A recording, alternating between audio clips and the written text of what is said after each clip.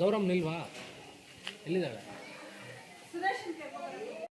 ನಮ್ಮ ಅನುದಾನದಲ್ಲಿ ತಾಲೂಕು ಪಂಚಾಯತ್ ಒಂದು ರೂಮ್ ಹಾಕ್ತೀವಿ, 2 ರೂಮ್ ಹಾಕ್ಕೊಡ್ತೀವಿ. ಬಟ್ ಇದು ಏನಂದ್ರೆ ಇವ್ರು ಊರ ಗ್ರಾಮಸ್ಥರು ನಾಳೆಯಿಂದಾನೆ ಸ್ಟಾರ್ಟ್ ಮಾಡ್ತೀವಿ, ಡೆಮಾಲಿಷ್ ಪ್ರೋಸೆಸ್ ಮಾಡಿ ನಾವು ಚೆನ್ನಾಗಿರೋದು ಒಂದು ಇದು ಕೊಡ್ತೀವಿ ಅಂತ ಹೇಳಿದ್ರೆ ಈಗ ಅಲ್ಲಿ ನೋಡೋಂತೆ. ಈ ದಿವಸ ಕೋನೆಟ್ಟಿಮ್ನಹಳ್ಳಿ ಸರ್ಕಾರಿ ಹಿರಿಯ ಪ್ರಾಥಮಿಕ ಶಾಲೆ ಏನು 2 ಕೊಠಡಿಗಳಿದ್ದಾವೆ ಅದನ್ನು ಡೆಮಾಲಿಷ್ಗೆ ಈಗಾಗಲೇ BO TDP ಅವರು ಬಂದಿದ್ದರು. ಅದಾದ ನಂತರ ಮೊದಲೇ ಇದಕ್ಕೆ ಮುಂಚೆನೇ BWರಿಂದ ಈ ಕಟ್ಟಡಗಳು ಯೋಗ್ಯವಾಗಿಲ್ಲ, ಡೆಮಾಲಿಷ್ ಮಾಡಿ ಅಂತಲೂ ಅನುಮತಿಯನ್ನು ಕೊಟ್ಟಿದ್ದಾರೆ. ಈಗ ಮಾನ್ಯ CO ಸಾಹೇಬ್ರಿಗೂ ನಾವು ಲೆಟ್ರನ್ನು ಕೊಟ್ಟಿದ್ದೀವಿ. ಎಲ್ಲ ಗ್ರಾಮಸ್ಥರು ನಿನ್ನೆ ಕರೆ ಮಾಡಿ ನಮಗೆ ಹೊಸ ಕಟ್ಟಡ ಬೇಕಂತ ಹೇಳಿದರು.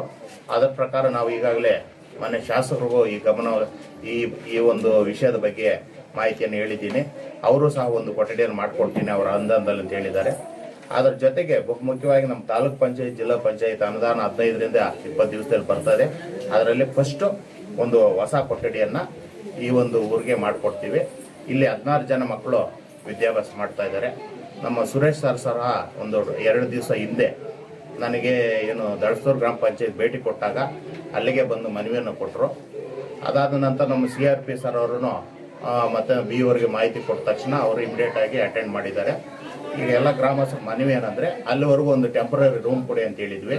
ಅವರು ತುಂಬ ಚೆನ್ನಾಗಿ ಕಟ್ತಾ ಇದ್ದಾರೆ, ಮನೆಯನ್ನೇ ಕೊಡ್ತಾ ಇದ್ದಾರೆ. ಈಗ ಇಲ್ಲಿ ಬಿಲ್ಡಿಂಗ್ ಕಟ್ಟೋವರೆಗೂ ತಾತ್ಕಾಲಿಕವಾಗಿ ಅಲ್ಲಿಗೆ ನಾವು ಸ್ಕೂಲನ್ನು ಶಿಫ್ಟ್ ಮಾಡ್ತೀವಿ. ಇವತ್ತು SDMC ಅಧ್ಯಕ್ಷರು ಅವರು ಇದ್ದಾರೆ.